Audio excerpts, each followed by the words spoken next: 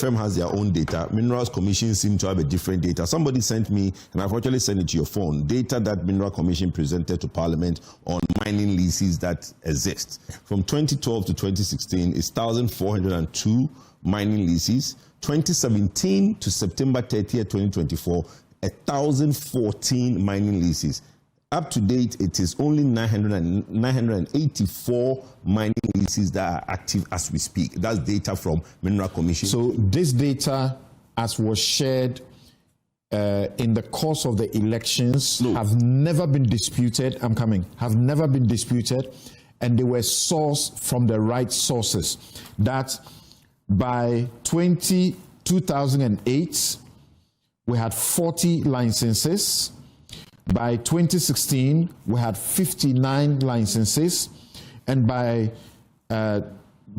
January 2025, we had 2,151. They remain undisputed. If anything has changed, we can deal with that. Well, that's fine, but I'm saying that the Minerals Commission basically presented a document to the Parliamentary Parliament Governance Assurance Committee, and that's the data that I'm putting out there. That's fine. 1,400. So I think. Let's talk about what they expect. Look, I've heard the experts, and you see, yes, Chikasem, you see, unim baby au free bar, baby auko.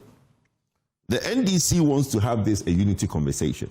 And why our experts to understand why Kwadwo Poku started from where we are coming from and where we are heading to is the inability of the NDC to tackle the problem. So I'm not politicizing it, but I was just giving a background. First, what do you say about what the experts It's have scary. revealed? Look, I actually whispered to you that, did you bring this man to scare us? I actually said, Yeah, right? you did. Because it's scary, right? Because now you are It's scary, but it's the reality. It's a reality, and we have to deal with it, right?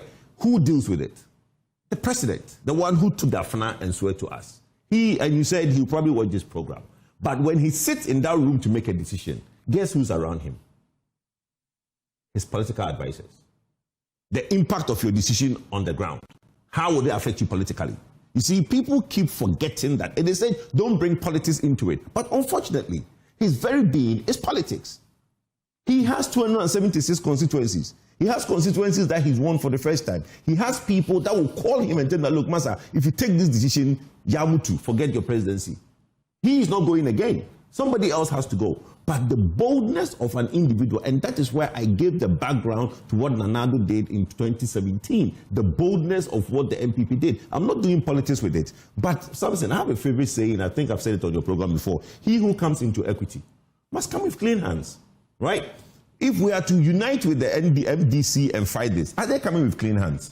Obviously not. That is our problem. Because at the community level, they are doing the politics of Galamsey.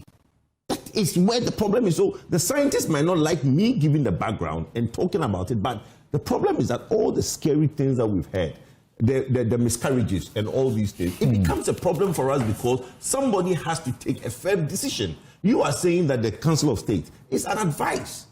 The president can choose. When this thing came up with the Chief Justice, we've heard that you, the legal experts, are telling us that Council of State advice. Yes, it said that they should advise. But it's an advice. No, that's where the law says in consultation with. But where in the Constitution it says you must act in accordance with the advice. Right. That one is binding. It's binding. Okay. Yeah. So then maybe they should call him to a room and say, look, my brother. The Council of State is a place where our elders sit, right? Yes. And so they should. Do they know what is going wrong? And the chiefs and everybody are there. So they should call him to a room and say, my brother, look, this thing, forget what the politicians are telling you. Because if you leave it with him to make that decision in the cabinet, all the political conversation will overwhelm the goodwill. You see why some of us have been campaigning for abolishing of that chamber?